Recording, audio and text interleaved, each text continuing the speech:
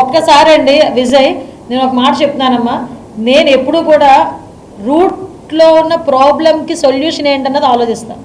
నేనే కాదు, మా department at the same time మా గవర్నమెంట్ కూడా అలాగే ఆలోచిస్తుంది. ఈరోజు మీరు చెప్పింది నేను వెళ్ళి వేగ్గా కూర్చొని ఇక నువ్వు పంట వేయద్దు నీకు ఇక్కడ ఇప్పుడు ఫర్ ఎగ్జాంపుల్ ఇప్పుడు కొంతమంది గంజాయి వర్తకులు ఏం చేస్తున్నారంటే అక్కడికి వెళ్ళి ఆ ల్యాండ్ దగ్గరికి వెళ్ళి వాళ్ళే పెట్టుబడి పెట్టి వాళ్ళు పంచుతున్నారు. సో వాళ్ళు ఎంతో కొంత డబ్బులు ఇచ్చేసి వాళ్ళు తీసుకొచ్చేస్తున్నారు. సో ఆ డబ్బులే కనుక వాళ్ళకు క్రియేట్ చేస్తే, వెల్త్ క్రియేట్ చేస్తే డెఫినెట్గా వాళ్ళ జోలికి వెళ్ళరు గిరిజనులు. కాబట్టి ఇందాక మీకు మాట చెప్పాను, అగ్రికల్చర్లో కానీ హార్టికల్చర్లో కానీ వాళ్ళకి ప్రత్యామ్నాయ పంటలు ఏర్పాటు చేయడానికి ఇదే సీజన్. కాబట్టి సీడ్ అవైలబిలిటీ ఉండేటట్టుగా కూడా ట్రైబల్ వెల్ఫేర్తోని అగ్రికల్చర్ మినిస్ట్రీస్తోని కూడా మాట్లాడి వాళ్ళకి ఆల్టర్నేటివ్ క్రాప్స్కి కూడా సబ్సిడీ ఇచ్చే విధంగా మేము ఏర్పాటు చేస్తాం. పెట్టుబడి కూడా వాళ్ళకి పెట్టుబడి ఇచ్చి వాళ్ళకి ఆల్టర్నేటివ్ క్రాప్ కూడా మేము ఏర్పాటు చేసే పరిస్థితి. ఎందుకంటే ఐటీడీఏలోని దీని గురించి స్పెషల్గా ఒక ఫండ్ కూడా అలొకేట్ అయి ఉంటుంది. దాన్ని బేస్ చేసుకొని తీసుకుంటాం. లాస్ట్ మీకు అబ్జర్వ్ చేస్తే సెంట్రల్ గవర్నమెంట్ నుంచి వచ్చిన కాఫీని కూడా వీళ్ళు ఆపేశారు. ఇంచుమించు కాఫీ ఆల్టర్నేటివ్ క్రాప్ కింద ఉండేది, ఆపేశారు. కాఫీని కూడా ఆపేశారు. నేనేమంటానంటే టర్మరిక్ మీరు అబ్జర్వ్ చేస్తే అసలు నిజంగా గిరిజనులు పండించుకోవాలి అనుకుంటే కనుక ఇదెక్కడ మన జింజర్ కానీ టర్మరిక్ కానీ చేసుకుంటే టర్మరిక్ ఆయిల్ ఇంత చిన్న బాటిల్ 5,000 రూపాయలండి. ఒక 6 months క్రాప్ ఉంటుంది టర్మరిక్. ఆ క్రాప్ కనుక వాళ్ళని కొంచెం మనం దానికి సంబంధించి కొంచెం మోటివేట్ చేసి, నేను వెళ్ళేదానికి వెళ్ళి అక్కడ ఫోటోలు తీయించుకోవడానికో లేకపోతే నా బలగాలను చూపించుకోవడానికో నేను వెళ్తానని చెప్పట్లా. కేవలం అక్కడికి వెళ్ళి గిరిజనులతో కూర్చొని వాళ్ళని మోటివేట్ చేయాలి. వాళ్ళకి ఈ క్రాప్స్ మీద వచ్చే పెట్టుబడి ఎంత పెట్టుబడి అవుతుంది, ఎంత లాభం వస్తుంది, ఇది అవేర్నెస్ క్రియేట్ చేయాలి. దానికి నేనే ఎందుకు వెళ్తున్నానంటే నేను వెళ్తే ఓ 10 మంది వెళ్తారు, మిగతా అఫీషియల్స్ వెళ్తారు, మిగతా ఎమ్మెల్యేస్ వెళ్తారు తర్వాత. సో ఒక డ్రైవ్ లాగా ఏర్పాటు చేసుకుని వెళ్దామని. డెఫినెట్గా మీరు అన్నది చాలా మంచి పాయింట్. ఆ పాయింట్ మీద నేను నిబద్ధతగా ఉన్నాం. దాని గురించే ఈ సబ్ కమిటీలో ట్రైబల్ వెల్ఫేర్ని కూడా ఇన్వాల్వ్ చేసాం.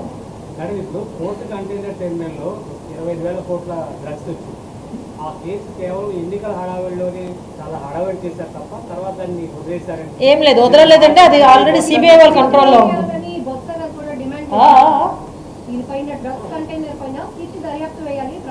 సిబిఐ ఆల్రెడీ దర్యాప్తు చేస్తుంది. వాళ్ళకి సిబిఐ అంటే ఎందుకు అంత భయం నాకైతే అర్థం కావట్లేదు. సిబిఐ టేకప్లో ఉంది కదా. మేము తర్వాత కూడా దాని ఇన్ఫర్మేషన్ కూడా తీసుకుంటాం. పబ్లిక్ అడుగుతున్నారు కాబట్టి దాని ఇన్ఫర్మేషన్ కూడా ఎంతవరకు వచ్చిందో తీసుకుంటాం.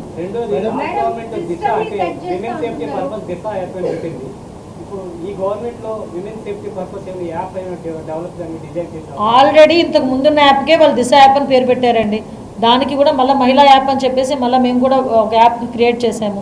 కానీ లాస్ట్ దిశ యాప్లోని కూడా చాలామంది వాళ్ళు టార్గెట్లు ఇచ్చుకొని అబ్బాయిల చేత కూడా దాన్ని డౌన్లోడ్ చేయించుకునే పరిస్థితి. నాకు తెలిసి ఇందులో 50% కూడా డౌన్లోడ్ చేసుకుని ఉంటారు. డెఫినెట్గా అలాంటి వేగ్గా కాకుండా క్లియర్గా పిల్లలకు ఉపయోగపడేటట్టు, ఆడపిల్లలకు ఉపయోగపడేటట్టు ఆల్రెడీ క్రియేట్ అయింది. దాని మీద కూడా అవేర్నెస్ ఉంటుంది. ఓకేనా? ఆకలిస్తుంది.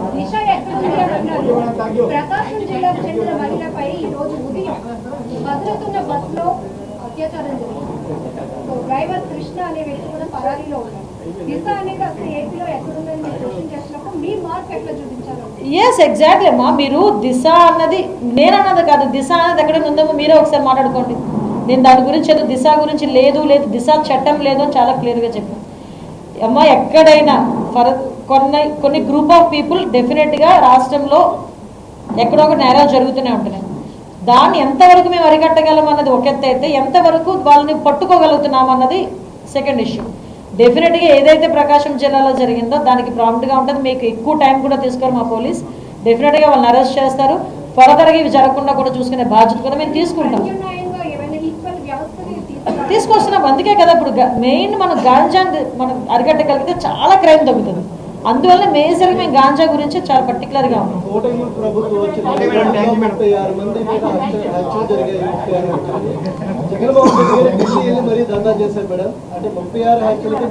కాదండి, ఢిల్లీలో ధర్నా చేసిన జగన్మోహన్ రెడ్డి గారుకి ఒక న్యూస్ ఛానల్ వాళ్ళు అడిగారు 36 పేర్లు ఇవ్వగలరా అని.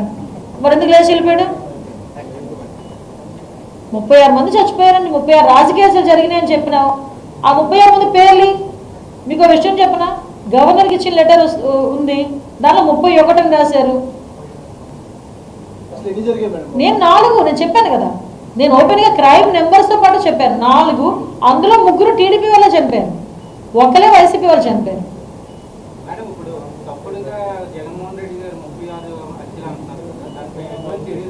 కంపల్సరీగానండి, మేము దానికి ఎక్స్ప్లెనేషన్ అడగాలి కదా. ఇప్పుడు గవర్నర్ గారు మాకు పంపిస్తారు, దానికి మేము కూడా ప్రిపేర్గా లెటర్ సబ్మిట్ చేయాలి. వీటన్నిటి మీద ఒకటేంటంటే ఎక్కడో పాపం గౌతు శిరీష గారు ఒక చిన్న స్కీమ్ గురించి తప్పుడుగా మాట్లాడితే సిఐడి ఆఫీసులో కూర్చోబెట్టారు ఆవిడ. మరి ఢిల్లీ వెళ్ళి కూర్చొని తప్పుడుగా వ్యవహరించి మన రాష్ట్రానికి భ్రష్టు పట్టించే విధంగా, ప్రతిష్టను భగ్నం కలిగించే విధంగా మాట్లాడిన వాళ్ళకి ఏ కేసు పెట్టాలో ప్రజలకే వదిలేస్తారు. మరి రఘురామకృష్ణరాజు గారి మీద రాజద్రోహం కేసు పెట్టారు, మరి ఇలాంటి వ్యక్తి మీద ఏం కేసు పెట్టాలి? సరే, అది కూడా ప్రజలకే వదిలేయాలి. ప్లీజ్ ప్లీజ్ చాలు చాలు చాలు.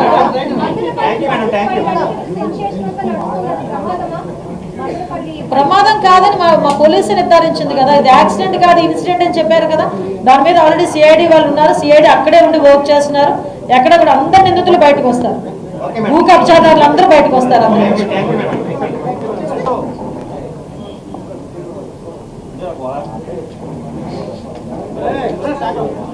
కొంచెం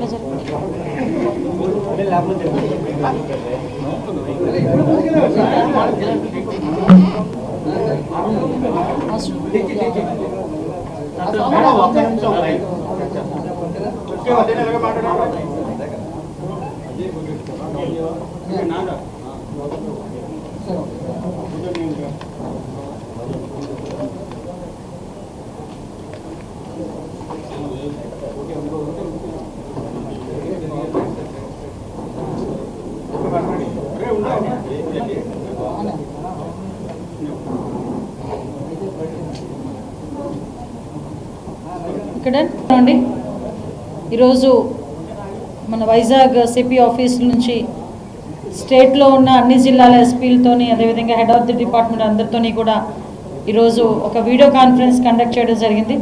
వీడియో కాన్ఫరెన్స్ మనకి యాక్చువల్గా నేను ఛార్జ్ తీసుకున్న తర్వాత మ్యాక్సిమం డీసీపీ గారితో రివ్యూస్ అయితే మనం అందరం కూడా చేసుకున్నాం. డీసీపీ ఆఫీస్లో 2 times, అదేవిధంగా ఫినాన్స్ డిపార్ట్మెంట్ వాళ్ళతో కూడా, అంటే ఎంతవరకు ఫండ్ ఉంది, దాన్ని ఎలా యూటిలైజ్ చేసుకోవాలి, ఇంకా మన వెల్ఫేర్ ఎలా ఇవ్వాలన్న ఉద్దేశం మీద కూడా ఫినాన్స్ డిపార్ట్మెంట్ వాళ్ళతో కూడా మాట్లాడడం జరిగింది.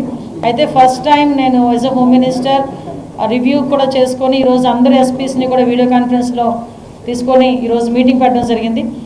మెయిన్ ఎజెండాగా ఈరోజు మీటింగ్లో కూడా మనకి గాంజా ఎలాగ మనం అరికట్టాలి, అదేవిధంగా గాంజా విషయంలో ఎన్ని కేసెస్ మనకు అందరికీ కూడా ఫైల్ అయినాయి, ఇంకా మనం ఏ ప్రికాషన్స్ తీసుకుంటే గాంజాని మనం ఇంకొంచెం ఎఫెక్టివ్గా మనం అరికట్టగలం అన్న దాని మీద ఒక డిస్కషన్ జరిగింది. At the same time crime against women మీద కూడా, ఇప్పుడు ఏదైతే చిన్న పిల్లల మీద అబ్యూజెస్ జరుగుతున్నాయో, ఉమెన్ మీద అబ్యూజెస్ జరుగుతున్నాయో, వాటి మీద మనం ఎలా నివారించడానికి మనం ఎటువంటి ప్రోగ్రామ్స్ తీసుకోవాలి, అట్ ద సేమ్ టైం ఎలా పబ్లిక్ పార్టిసిపేషన్ అనేది చేయాలి అన్న దాని మీద ఒక కార్యాచరణ ప్రకటించడానికి, అదేవిధంగా పోలీస్కి సంబంధించి వెల్ఫేర్ మీద కూడా ఇప్పటి వరకు పోలీసులు నేను చాలా సందర్భాల్లో చెప్తున్నా, వెహికల్స్ విషయంలోని కానీ పోలీసులకి ఈవెన్ వెహికల్స్ కూడా లేని పొజిషన్ నుంచి ఈరోజు పరిస్థితులు ఉన్నాయి. అట్ ద సేమ్ టైం ఆరోగ్య భద్రత కూడా ఫుల్ ఫ్లెజ్డ్గా పోలీస్ డిపార్ట్మెంట్ వాళ్ళకి వెళ్ళని సిచ్యువేషన్స్, అదేవిధంగా అదర్ ఇంకా వెల్ఫేర్ మెజర్స్ అన్నీ ఉన్నాయండి. వాటన్నిటి గురించి కూడా చాలా డీటెయిల్డ్గా మేము ఈరోజు డిస్కషన్ చేసుకోవడం అయితే జరిగింది.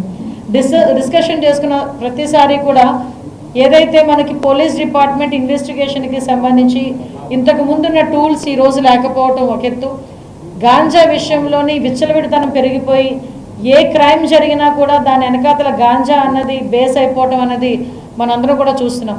ఫర్ ఎగ్జాంపుల్ మొన్న వినుకొండలో హత్య జరిగినా, రేపొద్దున అమ్మాయిల మీద ఏదైనా అఘాయిత్యాలు జరిగినా, చిన్న పిల్లల మీద అబ్యూజింగ్స్ జరిగినా, రేప్ అటెంప్ట్స్ జరిగినా, వీటన్నిటికీ కారణం ఏంటంటే ఒక కల్తీ మద్యం కానీ, లేదు అనుకుంటే దాని మీద ఎక్కువగా ఉన్నది డ్రగ్స్ కానీ గాంజాయి కానీ.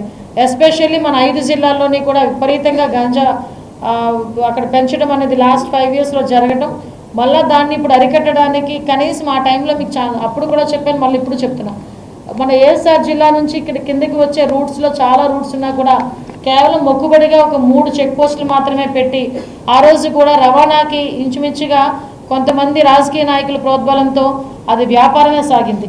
ఇప్పుడు దాన్ని బేస్ చేసుకుని అటువంటివి ఏమీ జరగకుండా చూసుకునే దానికి శ్రీకాకుళం నుంచి మెయిన్గా ఈ 5 జిల్లాలని కాన్సన్ట్రేట్ చేసి, శ్రీకాకుళం, విజయనగరం, విశాఖపట్నం, అనకాపల్లి, ఏఎస్ఆర్ పాటు మన్యం కూడా యాడ్ చేసి ఎక్కడ కూడా ఈ కల్టివేషన్ అనేది జరగకుండా చూసుకునే దానికి డ్రోన్ సిస్టమ్స్, అదేవిధంగా శాటిలైట్ ఇమేజెస్ క్యాప్చర్ చేయడానికి, అదేవిధంగా ట్రాన్స్పోర్టేషన్ ఎక్కడ కూడా ఎక్కువగా ట్రాన్స్పోర్టేషన్ జరగకుండా అరికట్టడానికి చెక్ పోస్టులు పెట్టడం కానీ, చెక్ పోస్టుల దగ్గర సీసీ క్యామ్స్ పెట్టడం కానీ, దాని కమాండ్ కంట్రోల్ రూమ్స్ ఏర్పాటు చేసుకోవడం కానీ, వీటన్నిటి మీద కూడా ఒక సిస్టమేటిక్గా ప్రణాళికాబద్ధంగా ముందుకెళ్తున్నాం.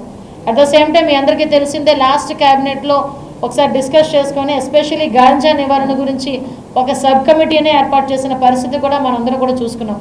ఆ సబ్ కమిటీలో ఎడ్యుకేషన్ డిపార్ట్మెంట్, అదేవిధంగా excise department, tribal welfare department, health department and home department కలిపి ఒక సబ్ కమిటీ కూడా ఏర్పాటు చేసుకున్నాం. సబ్ కమిటీలోని కొన్ని డెసిషన్స్ తీసుకొని ఈ నార్కోటిక్ టాస్క్ ఫోర్స్ అన్నది స్పెషల్గా ఇంతకుముందు మనకి సబ్లో ఉండేది నార్కోటిక్ అన్నది, దీన్ని మళ్ళీ సపరేట్ చేసి ఏదైతే తెలంగాణలో ఎలాగైతే ఉందో సేమ్ యాస్టీస్ టాస్క్ ఫోర్స్ని కూడా ఇక్కడ ఏర్పాటు చేసుకొని దానికి సపరేట్గా ఒక మెన్ను కూడా మనం అలోకేట్ చేసి దానికి ఒక ఎస్పీ లెవెల్ వ్యక్తిని కూడా అలోకేట్ చేయడానికి అందరం కూడా ఒక సిస్టమేటిక్ ఒక ప్రణాళిక అయితే సిద్ధమవుతుంది. అది యాజ్ ఎర్లీ యాజ్ పాసిబుల్ మనకి దీనికి వస్తుందండి, రన్నింగ్లో కూడా వస్తుంది. At the same time already told free number కూడా వచ్చింది. దీని అంతటినీ కూడా ఒకరోజు మేము లాంచ్ చేసేటప్పుడు అవన్నీ కూడా మీకు అందరికీ కూడా చెప్పడం జరుగుతుంది. అదేవిధంగా లాస్ట్ టైం ఏదైతే మేము ఉన్నామో దాని మీద కూడా ఈ గాంజా ఎక్కడైతే మనకి పట్టుకొని అంటే వాళ్ళ దగ్గర ఉన్న ఇన్ఫర్మేషన్ ఇస్తారో వాళ్ళకి కూడా ఒక ప్రైజ్ మనీ గురించి కూడా ఇదంతా డీటెయిల్డ్గా ఒక సిస్టమేటిక్గా ఏదో ఈరోజు చెప్పామో రేపు ఇచ్చేయాలనేది కాకుండా దీన్ని ఒక పక్కా ప్రణాళికతో ఏర్పాటు చేసుకున్నాం. దీన్ని as L as possible with in 1 వీక్లో మీ అందరి ముందుకి కూడా తీసుకుని వస్తాం. అట్ ద సేమ్ టైం ఇవే కాకుండా చెక్ పోస్టులు నిర్మాణం కానీ ఎస్పెషల్లీ మేము ఒక ప్రణాళిక కూడా సిద్ధం చేసుకున్నాం. అన్ని జిల్లాల్లోని కూడా ఒక అవేర్నెస్ క్యాంప్స్, ఒక ఫాస్ట్ మనకి ఒక స్పెషల్ డ్రైవ్ ఏర్పాటు చేసుకుంటున్నాం. ఒక స్పెషల్ డ్రైవ్ కూడా women and child welfare, at the same time education department, home department కలిపి ఒక స్పెషల్ డ్రైవ్ కూడా ఏర్పాటు చేసుకుంటున్నాం. ఆ స్పెషల్ డ్రైవ్లోని కూడా ఈ గాంజా గురించి చెప్పడం ఒక ఎత్తు, ఈ చైల్డ్ అబ్యూజింగ్స్ మీద, ఈ పోక్సో యాక్ట్ మీద కూడా వాళ్ళకి ఒక అవగాహన కలగాలి. ఇప్పుడు ఫర్ ఎగ్జాంపుల్ చాలామంది ఏమనుకుంటారంటే మైనర్ గర్ల్ని తీసుకెళ్ళిన తర్వాత ఎవరు తీసుకెళ్తున్నాడో వాడి మీద కూడా పోక్సో యాక్ట్ ఉంటుంది. వాటి మీద కంపల్సరీగా పోక్సో యాక్ట్ డెఫినెట్గా అంటే చాలామంది చిన్న మైనర్ బాయ్ అయినా కూడా పోక్సో యాక్ట్ మనకి దానికి ఇంప్లిమెంట్ అవుతుంది. ఇలాంటి విషయాలు కానీ మ్యాక్సిమం ఎక్కడెక్కడ ప్రాబ్లమాటిక్ సెంటర్స్ ఉన్నాయి, టీజింగ్ని మనం అరికట్టడానికి కానీ వీటన్నిటి మీద కూడా పక్కా ప్రణాళికతో ముందుకెళ్ళడానికి సిద్ధపడ్డాం. దీనిలో భాగంగానే ఏఎస్ఆర్ జిల్లా కూడా నేను ఏదో ఒక రోజు కంపల్సరీ విజిట్ చేస్తా. అక్కడ ఎక్కడైతే ఈ గాంజా ఎక్కువగా ప్లాంటేషన్స్ ఉంటాయో అటువంటి ఏరియాస్లో వెళ్ళి ఆ గిరిజన ఫ్యామిలీస్తో నేను ట్రైబల్ వెల్ఫేర్ మినిస్టర్ మేమందరం కలిసి వెళ్ళి ఒక గ్రూప్ ఆఫ్ పీపుల్ వెళ్ళి వాళ్ళకి అవేర్నెస్ క్రియేట్ చేయడానికి కూడా మేమందరం కూడా సిద్ధపడుతున్నామండి. అదేవిధంగా మనందరికీ కూడా మీ అందరికీ తెలుసు, ఈరోజు ఇవన్నీ క్రైమ్ అన్నది అరికట్టడం ఎంత అవసరమో ఎస్పెషల్లీ మన విశాఖపట్నం సిపి గారిని కూడా ఒక ఎగ్జాంపుల్ కింద తీసుకోవాలి. మన డిపార్ట్మెంట్ వైజాగ్ డిపార్ట్మెంట్ కూడా ఎస్పెషల్లీ ఇక్కడికి వచ్చిన తర్వాత నుంచి కూడా పర్టికులర్గా ఎవరైతే కొన్ని స్పాట్స్ని ఐడెంటిఫై చేసుకొని అంటే ఎక్కువగా గంజా ఎక్కువ తీసుకుంటారు ఈ స్పాట్స్లో, ఈ టైంలో మనం వెళ్ళలేకపోతున్నాము ఆ ఏరియాస్లో కన్నా వాళ్ళు ఏదైనా ఐడెంటిఫికేషన్ ఉండి పబ్లిక్ చెప్తే కనుక అలాంటి వాటి మీద స్పెషల్ బీట్ ఏర్పాటు చేసుకొని ఆ బుషెస్ అన్నింటినీ క్లియర్ చేసి ఎక్కడా కూడా అలాంటి ప్లేసెస్ లేకుండా చేసుకునే బాధ్యత కూడా తీసుకుంటున్నాను. అట్ ద సేమ్ టైం నాకు ఎస్పీస్ ఇందాక డిఐసీ గారు కూడా చాలా సజెషన్స్ ఇచ్చారు. ఈ గాంజా ఎక్కడైతే పండిస్తున్నారో వాళ్ళకి ఆల్టర్నేటివ్ క్రాప్ హార్టికల్చర్లోని అగ్రికల్చర్లోని ఇదే టైం కాబట్టి వాటికి సీడ్ వాళ్ళకి అవైలబిలిటీలో ఉండేటట్టుగా కూడా చేయటం, ఇవన్నీ కూడా ఒక మేజర్గా ఒక పక్క ప్రణాళికతో ముందుకెళ్ళడానికి గవర్నమెంట్ సిద్ధంగా ఉంది. ఎట్టి పరిస్థితుల్లోని కూడా గంజాయి అరికట్టాలి, గంజాయి ద్వారా వచ్చిన క్రైమ్ని కూడా అరికట్టాలనే కృత నిశ్చయంతో గౌరవ చంద్రబాబు నాయుడు గారు అదేవిధంగా పవన్ కళ్యాణ్ గారు దీని మీద స్పెషల్గా ఫోకస్ కూడా పెట్టున్నాం. కాబట్టి పర్టికులర్గా ఇన్నిసార్లు మేము దీని మీద రివ్యూస్ చేసుకోవడం కానీ దీని మీద పర్టికులర్గా ఆఫీసర్స్తో మాట్లాడడం కానీ జరుగుతుంది. మేము కూడా ఎవ్రీ వీక్ ఒక డిస్ట్రిక్ట్ విజిట్ కూడా నేను కూడా డిస్ట్రిక్ట్ విజిట్ కూడా వెళ్తానండి.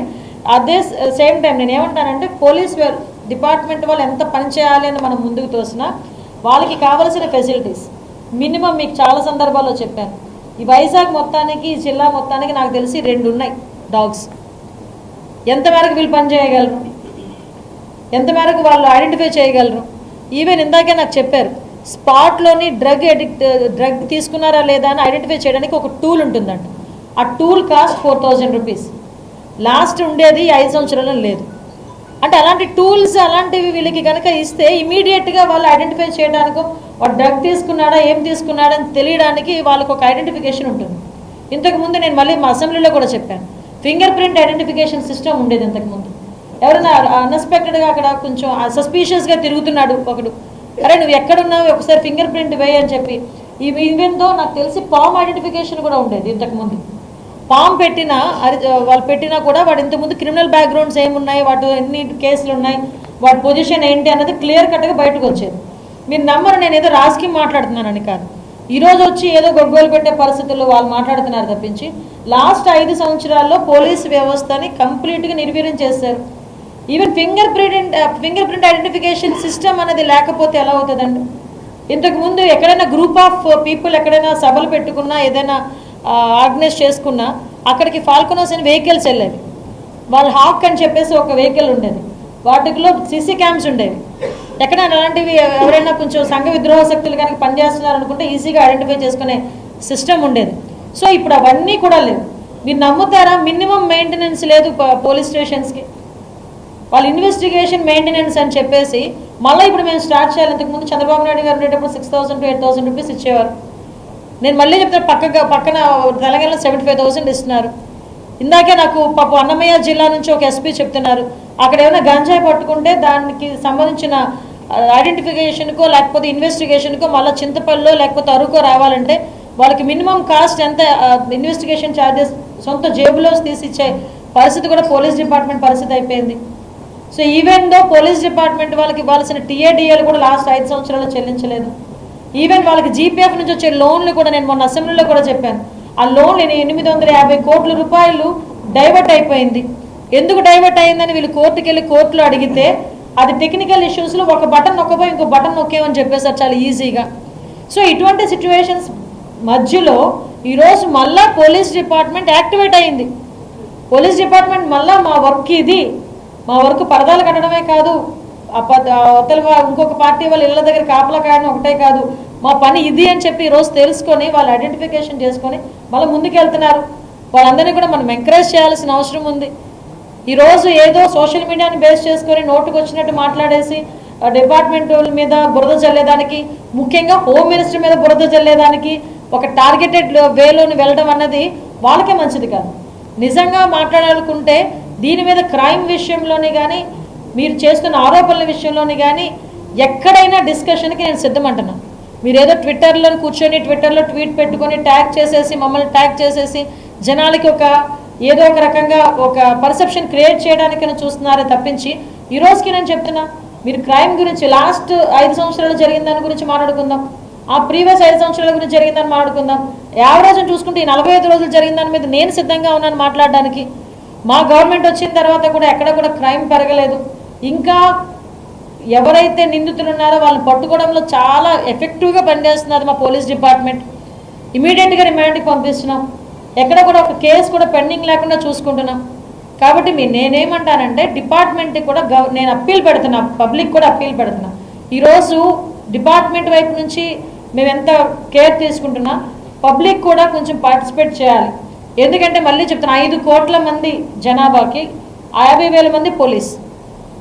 ఈరోజు పబ్లిక్ సపోర్ట్ చేయాలి, పబ్లిక్ ఇన్ఫర్మేషన్ ఇవ్వాలి, పబ్లిక్ కూడా పార్టిసిపేట్ చేయగలిగితేనే క్రైమ్ అన్నది మ్యాక్సిమం ఎక్కడైనా మనం అందరూ కూడా నివారించుకోగలుగుతాం. దీనికి కూడా పబ్లిక్ కూడా మన ప్రజలందరూ కూడా మీరందరూ కూడా పార్టిసిపేట్ చేయాలి, అర్థం చేసుకోవాలని మిమ్మల్ని అందరినీ కూడా నేను సవినయంగా కోరుకుంటున్నా. అట్ ద సేమ్ టైం ఇప్పుడు కొంతమంది కానిస్టేబుల్స్కి కానీ పోలీస్ డిపార్ట్మెంట్ వాళ్ళకి కానీ ఆరోగ్య భద్రత అన్నది 1 lakh రూపీస్ ఇస్తున్నారు.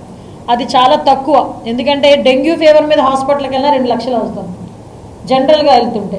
సో ఈ డిపార్ట్మెంటల్ వైజ్గా వాళ్ళకున్న ప్రాబ్లమ్స్ కూడా తగ్గించడానికి, ప్రాబ్లమ్స్ అన్నీ వాళ్ళు ఏదైతే చెప్పారో ఆరోగ్య భద్రత గురించి, అదేవిధంగా చిన్న చిన్న ఈ కానిస్టేబుల్ చాలా 4-5 years నుంచి ట్రాన్స్ఫర్స్ లేకుండా ఉన్నారు, ఆ ట్రాన్స్ఫర్స్ గురించి, అదేవిధంగా ఈ వాళ్ళ ఫ్యామిలీస్ వెల్ఫేర్. మీరు నమ్ముతారా, 2018లో ఈ మెడికల్ చెకప్స్ అని చెప్పి జరిగినాయి, మెగా మెడికల్ చెకప్స్ అని చెప్పి ఫ్యామిలీస్కి, పోలీస్ ఫ్యామిలీస్ జరిగినాయి. లాస్ట్ 5 yearsలో ఒక మెడికల్ చెకప్ కూడా లేదు. ఫర్దర్గా పాపం పోలీస్ డిపార్ట్మెంట్ వాళ్ళకి ఈ ప్రెజర్కి ఈ షుగర్స్ అని, బీపీస్ అని, హార్ట్ స్ట్రోక్స్ అని విపరీతంగా వచ్చే పరిస్థితి. గవర్నమెంట్ సైడ్ నుంచి కూడా వాళ్ళ వెల్ఫేర్ విషయంలో వాళ్ళకి కూడా ఈ మెడికల్ చెకప్స్ అవి చేయించడానికి ఒక ప్రణాళిక కూడా సిద్ధం చేసుకుంటాం. పోలీస్ డిపార్ట్మెంట్ వాళ్ళకి కావాల్సిన ఫెసిలిటీస్ కల్పిస్తూనే వాళ్ళని పరిగెట్టించే పరిస్థితి. నేను డిపార్ట్మెంట్ వాళ్ళకి కూడా ఇందాక ఒకటే చెప్పాను, పోలీస్ అంటే భయం కాదు, పోలీస్ అంటే రెస్పెక్ట్ రావాలి. పోలీస్ అంటే భయం ఉన్న చోట మన పబ్లిక్ మన దగ్గర చేరరు. పోలీస్ అంటే గౌరవం ఉన్న చోట, అభిమానం వచ్చిన చోట కంపల్సరీగా పబ్లిక్ అనే వాళ్ళు మనకి అటాచ్ అవుతారు. వాళ్ళతో మనం కూడా వాళ్ళతో కలిపి పనిచేస్తే మనం ఈజీగా ఈ క్రైమ్ని, అదేవిధంగా మ్యాక్సిమం ఏదైతే గంజా అనుకున్నాం ఇవన్నీ అనుకున్నామో వీటన్నిటిని కూడా ఓవర్కమ్ చేయొచ్చు అని చెప్పడం జరిగింది. ఈరోజు ఇంకా చాలా ఇష్యూస్ మీద మేమందరం కూడా మాట్లాడుకోవడం జరిగింది. వెహికల్స్ని కూడా as well as possible vehicles కూడా ప్రొవైడ్ చేయడానికి ప్రణాళికను కూడా సిద్ధం చేస్తున్నాం. ఇంకా ఒకటి మాత్రం చెప్తున్నానండి, ఈ గవర్నమెంట్ క్రైమ్ తగ్గించడంలో కానీ, ప్రజల భద్రత విషయంలోని కానీ, ఎస్పెషల్లీ మహిళా భద్రత విషయంలోని ప్రత్యేకమైన దృష్టి పెట్టి ఎవరైనా అటువంటి ఇష్యూస్ ఏదైనా పాల్పడినట్టు జరిగినా కూడా డెఫినెట్గా వాళ్ళ మీద ఉక్కుపాదం మోపడానికి, వాళ్ళ మీద ఎటువంటి యాక్షన్ తీసుకోవడానికి సిద్ధంగా ఉంది. ఈ విషయం మీకు మొన్న వైట్ పేపర్ రిలీజ్ రోజు చంద్రబాబు నాయుడు గారు కూడా చెప్పారు. మేమందరం కూడా పదే మీ అందరికీ కూడా చెప్పడం జరుగుతుంది. ఈ విషయంలో ప్రజలందరూ కూడా మాకు అందరికీ కూడా సహకరించాలని, పత్రికా సోదరులు కూడా మాకు సహకరించాలని మనస్ఫూర్తిగా కోరుకుంటున్నాం.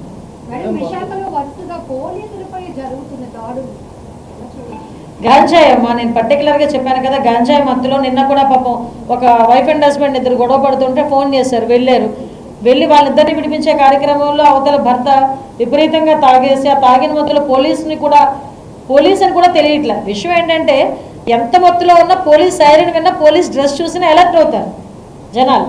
అటువంటిది కూడా అలర్ట్ అవ్వలేని పొజిషన్స్లోని వాళ్ళ మత్తులోని మునిగి తేలే పరిస్థితి కనిపిస్తూ ఉంది. దీని మీద కూడా వాళ్ళకి అందుకే మొన్న ఒకసారి గంజా మత్తులో ఒక చెయ్యి ఇరిగిపోయింది ఒక కానిస్టేబుల్కి, మళ్ళీ నిన్న కూడా అదే జరిగింది. డెఫినెట్గా అటువంటి జరగకుండా చూసుకునే బాధ్యత కూడా మేము తీసుకుంటాం.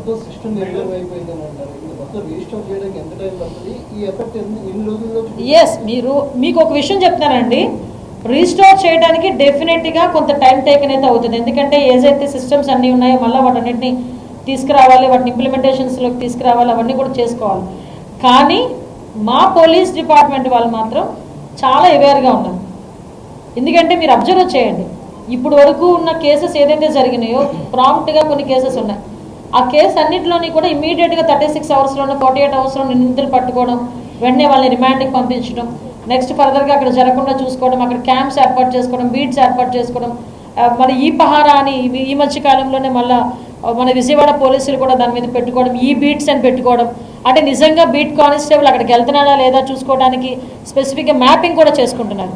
అంటే చాలా ఎఫెక్టివ్గా వర్క్ చేయడానికి ఈరోజు పోలీస్ డిపార్ట్మెంట్ అంతా సిద్ధంగా ఉంది.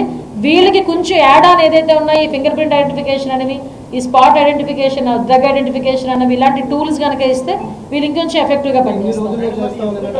ఎన్ని రోజులు మేము టార్గెట్ ఏం కాదండి, రీస్టోర్ చేయడం చాలా important, as well as possible. ఇప్పుడు విషయం చెప్పమంటారా, మొన్న మీకు చెప్పాను, ఈవెన్ వెహికల్స్కి మహేంద్రవాడు ఏపీ పోలీసుని మొన్నటి వరకు బ్లాక్ లిస్ట్లో పెట్టాడు. మీరు నమ్ముతారా, సిపి ఆఫీస్ కూడా తాకట్లో ఉంది. మనకు తెలుసో లేదో మా సిపి గారికి తెలిసిందండి. ఏదో రోజు నోటీస్ అంటిస్తే మనం వెళ్ళిపోవాల్సి వస్తుంది. అంటే నేను ఎందుకు చెప్తానంటే, ఎగ్జాంపుల్ సిపి ఆఫీసు లాంటి ఆఫీసులనే తాకట్టు పెట్టేశారంటే ఇంక భద్రత ఏంటంటే నాకు అర్థం కాదు. అంటే పోలీస్ డిపార్ట్మెంట్కి భద్రత లేకుండా పోయింది లాస్ట్ గవర్నమెంట్లో. అంటే అటువంటి సిచ్యువేషన్ ఏంటంటే ఇంచుమించుగా జీరో సిచ్యువేషన్ నుంచి మేము రీస్టోర్ చేయాలి.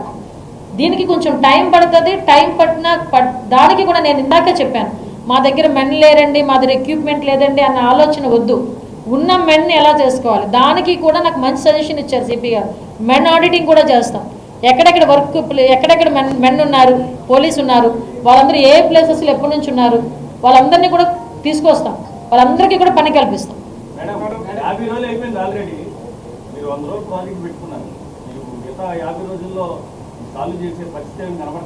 ఈజీగా కనబడుతుందండి. ఆల్రెడీ అందుకే కదా 50 రోజుల్లోనే మీరు అబ్జర్వ్ చేసుకుంటే లాస్ట్ 45 డేస్లోని కూడా గాంజా ఎక్కువగా పట్టుకోవడం కానీ, అరెస్టులు కానీ చాలా ఎక్కువగా జరుగుతున్నాయి.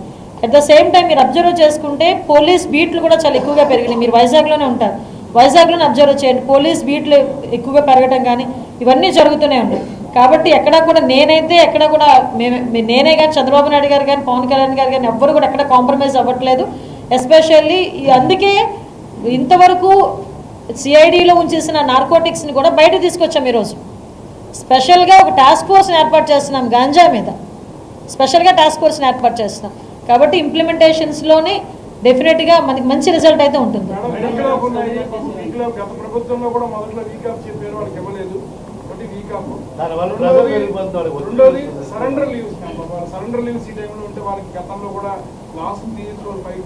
లేదు డెఫినెట్గా అండి. లాస్ట్ టైం కూడా నా వరకు వచ్చింది సరెండర్ లీవ్స్ విషయంలోని కూడా కంపల్సరీగా వాళ్ళకి సరెండర్ లీవ్స్ ఏదైతే ఇంప్లిమెంట్ అవుతాయో వాటిని యాజ్ డేస్గా ఇస్తాం, ఇంతకు ముందులా కాదు. అట్ ద సేమ్ టైం మీరు ఏదైతే చెప్పారో దాని మీద కూడా ఒకసారి పరిశీలించి దాని మీద కూడా ఒక నిర్ణయం తీసుకుంటాం వీక్ ఆఫ్ గురించి.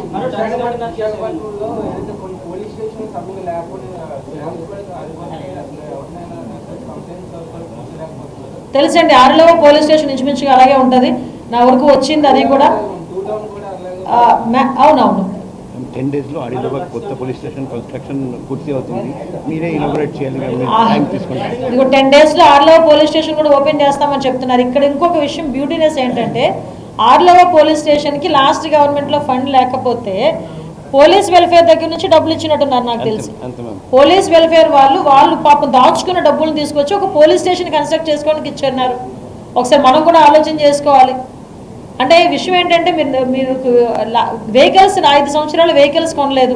మీరు అబ్జర్వ్ చేయండి, 5 సంవత్సరాలు వెహికల్స్ కొనలేదు. మీరు నమ్ముతారా, మొన్న ఎలక్షన్స్ టైంలో ఈ వెపన్స్ కూడా పక్క రాష్ట్రం నుంచి అప్పు తెచ్చుకున్నాను తెలుసా మీకు? నిజం అది. అంటే 5 సంవత్సరాలు ఎందుకు నిర్వీర్యం అయిపోయిందని మాటకు నేను ఎగ్జాంపుల్స్ చెప్తున్నాను. నేను ఈ మాటలు మాట్లాడుతున్నానని నాకు ఎక్కడో నొప్పి తగిలి వాళ్ళు నా మీద టార్గెట్ పెడుతున్నారు. అఫ్కోర్స్ పెట్టనేయండి, ఎన్నిసార్లు పెడతారో పెట్టనేయండి, నా వర్క్ స్టైల్ ఇలాగే ఉంటుంది.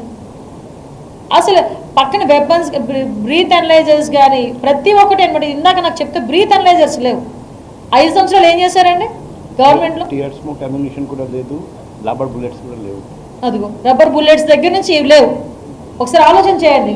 ఇప్పుడు వీటన్నిటిని ఇందా మీరు అన్నట్టు రీస్టోర్ చేయడానికి నాకు ఎంత టైం పడుతుంది, ఎంత ఫండ్ అవసరం అవుతుంది, నాకు ఎంత బడ్జెట్ మేము తీసుకోవాలో ఒకసారి ఆలోచించండి. వీటన్నిటితో పాటు పోలీస్ వెల్ఫేర్ ఇవి ఇవ్వాలి, పోలీస్ వెల్ఫేర్ కూడా ఇవ్వాలి. పోలీస్ క్వార్టర్స్ కూడా ఈరోజు మనం వైజాగ్లోనే చూసుకుంటే చాలా మటుకు శిథిలావస్థల్లో ఉన్నాయి. వాళ్ళకి మినిమం ఫెసిలిటీస్ కూడా లేకుండా ఉన్నాయి. అంటే కంప్లీట్గా 5 సంవత్సరాలు వదిలేశారు. 5 సంవత్సరాలు గ్రేహౌండ్స్కి మనకి డబ్బులు వచ్చినాయి. 229 కోట్లు ఎన్నో వచ్చినాయి. 9 కోట్లు ఫస్ట్ రిలీజ్ చేశారు మన జగన్నాథపురంలో. ఒక వాల్ కట్టేదో సంథింగ్ వాల్ ఏదో కట్టడానికి ట్రై చేశారు. ఆ 9 కోట్లకి సంబంధించి యూసీస్ సబ్మిట్ చేయకపోవడం వల్ల ఆ 230 కోట్లు కూడా పోయినాయి. ఈ రోజుకి అకాడమీ లేదు, మనకి పోలీస్ అకాడమీ లేదు. దేశంలోనే పోలీస్ అకాడమీ లేని రాష్ట్రం ఏదైనా ఉందంటే అది ఆంధ్రప్రదేశ్ అయిపోయింది. పోలీస్ అకాడమీకి కూడా డబ్బులు 100% సెంట్రల్ గవర్నమెంట్ నుంచి డబ్బులు వస్తాయి. దాన్ని 5 సంవత్సరాలని కూడా వదిలేశారు. మీరు నమ్ముతారా, ఫోరెన్సిక్ ల్యాబ్ అమరావతిలోనే ఒక పెద్ద ఫోరెన్సిక్ ల్యాబొరేటరీ కట్టడానికి అని చెప్పి ప్రపోజల్ వెళ్ళి డబ్బులు వస్తే కేవలం అమరావతిలో కట్టాల్సి వస్తుందని చెప్పి దాన్ని కూడా పక్కన పెట్టేశారు.